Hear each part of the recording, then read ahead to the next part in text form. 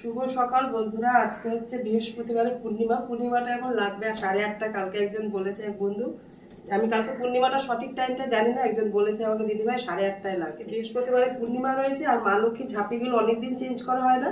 আজকে সমস্ত কিছু আমি নতুন দিয়ে মা ঝাঁপিগুলো বসাবো। তো চলো কি কি দিয়ে আমি আবার রেডি করি।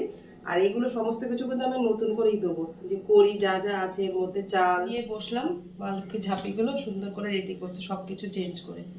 চলো, এই যে মা লক্ষ্মী ঝাঁপির মধ্যে যা যা আছে এগুলো সব নামিয়ে নেবো। অনেক দিন হয়ে গেছে এগুলো চেঞ্জ করি না। আজকে এই যে চালটা ঢেলে নিলাম, এবার চালটা নতুন দেবো। এই যে ধানের এটাও খালি করে নিলাম। একটা টিস্যু দিয়ে চালটা ঢেলে নিলাম। এই যে চালটা ভরে দিলাম।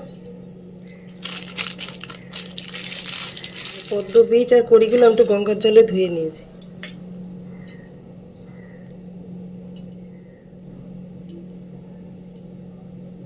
এই যে নাভি শঙ্খ,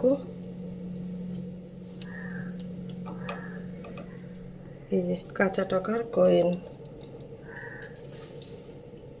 এইগুলোর মধ্যে এবার একটু সিঁদুর দিয়ে দেবো। এখানে দিয়েছি খড়িমাটি।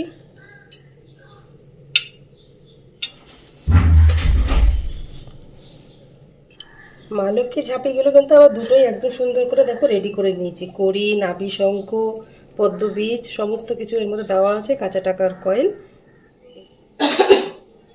মা লক্ষ্মী ঝাঁপিগুলো কিন্তু এখন সমস্ত কিছু নতুন দিয়ে আমি সুন্দর করে রেডি করে নিয়েছি। এবার পূর্ণিমা লাগবে, মাকে স্নান টান করিয়ে বসিয়ে তারপর এই দুটো জোকার দিয়ে মার সামনে বসিয়ে দেবো। পূর্ণিমা লাগার পরে দেবো, এখন পূর্ণিমার আগে বাজ হয়েছে। তো চল, কেমন লাগলো অবশ্যই জানিও কমেন্ট করে। চলো।